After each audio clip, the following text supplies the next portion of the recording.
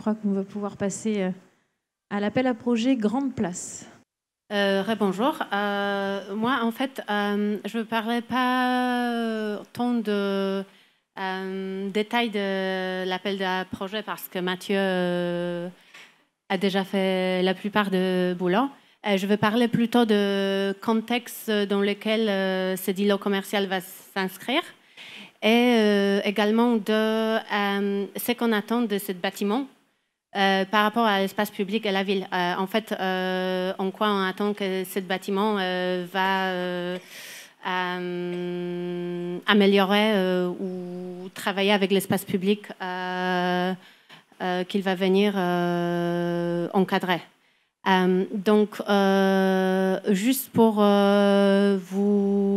ceux qui ne maîtrisent pas la géographie de Saint-André, pour repositionner ce projet dans le cadre de projet de renouvellement urbain.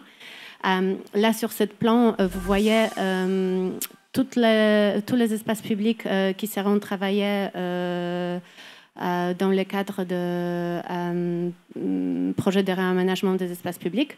Et la Grande Place, il est vraiment au centre de la ville, sur l'axe de l'avenue de la République, à 2 pas de la mairie. Voilà. Ce qui est intéressant, c'est qu'à Saint-André, on a cette grande polarité commerciale qui dynamise malgré tout le centre-ville, qui est les super rues. Et l'idée, c'est de recréer vraiment... je suis désolée, je me fais attaquer par deux mouches. Cette offre complémentaire commerciale qui va davantage dynamiser cette centralité. C'est d'autant plus intéressant qu'on voit dans beaucoup de villes d'aujourd'hui les centres commerciaux qui se construisent plutôt en périphérie. Ici, on a une grande opportunité d'utiliser les commerces pour redynamiser les centres-villes existantes. Voilà ce que je viens de dire. Les grandes places s'inscrivent dans la continuité de l'avenue de la République. Centralité commerciale qui s'accroche vraiment à cette rue qui traverse la ville de l'est à l'ouest, tout au centre.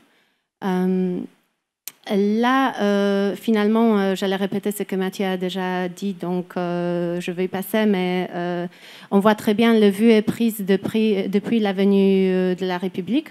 Donc, on voit bien que finalement, la démolition de 1 de 3 bâtiments qui existent là aujourd'hui permettre à ouvrir cette place sur avenue, l'accrocher à l'avenue de la République et finalement trouver une façade un peu en recul qui va venir animer la place.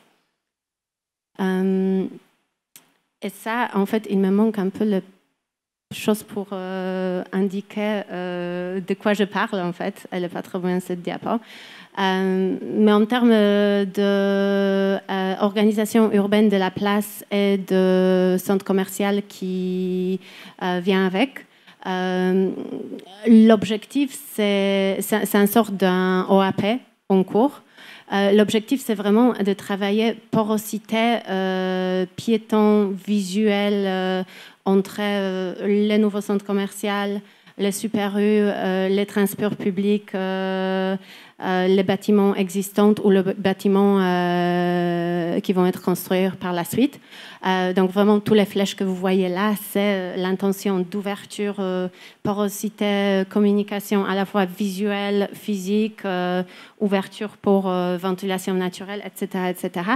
Et les quelques pastilles vertes, ils symbolisent l'intention de garder une grosse partie de cette place en végétation, de vraiment faire un square, un place-parc agréable pour les usagers. Très rapidement, de grosses ambitions. Parfois, les bâtiments sur les côtés sont un peu surdimensionnés par rapport à l'échelle. Mais ce qu'on a voulu vraiment montrer, c'est l'animation et des activités dans les espaces publics qui vont être rendues possibles par la conception de la place.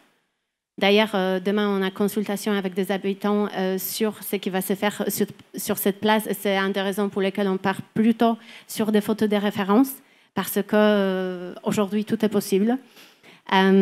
Du coup, cette place doit être conçue pour donner une cadre de vie exceptionnelle pour la ville. Pour des gros rassemblements, quand parlait Mathieu, pour les grandes fêtes, mais aussi pour des retrouvailles de tous les jours, je ne sais pas, cinéma en plein air, etc. Il faut que ce soit un lieu actif et animé le jour et la nuit. Là, je ne parle pas nécessairement de 4 heures du matin tous les jours, mais parfois... voilà un lieu qui peut accueillir des fêtes importantes, etc. Et ça va passer par la programmation, mais aussi par des éléments de la conception qu'on va mettre dans la place. Donc, on a parlé de couleurs, on a parlé de l'eau, on a parlé de l'éclairage. Tout ça, ça va être vraiment un point de culmination de conception des espaces publics de la ville. On a parlé de la végétation. Il faut que ce soit une place qui est agréable à y être la journée. Du coup, ça passe par l'ombre, par la végétation, etc., mais aussi par intégration de l'eau dans l'espace public. Et cette place va accueillir cette fameux îlot du Grand Place. On n'a pas trouvé un meilleur nom pour l'instant. Qui va accueillir un nouveau programme mixte avec des commerces, équipements publics, loisirs et pourquoi pas d'autres programmes qui pourraient contribuer à l'animation de la place et de la centralité. Là, on a des toits terrasses, on a de la végétation qui rentre dans le centre commercial, on a plein de types de différentes cellules commerciales, etc. Voilà. Et on voudrait que les projets, là je parle bien sûr de place, mais surtout de îlot commercial, soient un projet ambitieux. Ambitieux au niveau des usages, programmes, etc. Ambitieux au niveau de qualité architecturale, en termes de matériaux, de façon de construction, de l'expression architecturale. En termes d'ambition paysagère, on n'est plus dans l'époque, j'espère, des centres commerciaux tout climatisés, tout fermé, avec l'éclairage qui nous fait mal aux yeux dès qu'on y rentre, etc. On voudrait que ce soit aéré, que ce soit naturel dans les mesures de possible, qu'il y a végétation qui rentre dedans, qu'on ne sent pas vraiment cette limite entre voilà notre centre commercial tout plastifié et l'extérieur. On voudrait qu'il y ait des transitions entre l'espace public. Il y a en fait une synergie de relations entre l'espace public et les parties du lot de grande place. Et bien sûr, ambitieux de point de vue environnemental. On a parlé de limiter l'usage, le recours à climatisation, travailler dans les mesures de possible ventilation naturelle, bien sûr pas évident vu les profondeurs, type de bâtiment, etc., mais de faire tout pour rendre ce bâtiment le plus durable possible. Et en fait, il y a des photos de référence, certains mieux que les autres. Les premières, c'est un centre commercial tout petit à Bangkok, par exemple, où c'est un centre commercial à l'échelle d'un petit quartier. Et en fait, il était conçu autour des arbres existants. Et on voit vraiment les profondeurs de bâtiments, de cellules commerciales qui sont toutes fines. On voit les arbres qui traversent les bâtiments. On voit les structures qui sont très légères, etc. Et on voit sur les autres projets, on voit de l'eau qui rentre dans le centre, on voit des usages de structures ombragées, de végétation qui surplombe le bâtiment. Et voilà, ça c'est mon centre commercial favori à Bangkok. Et c'est une image avec laquelle j'aimerais bien finir. Merci beaucoup.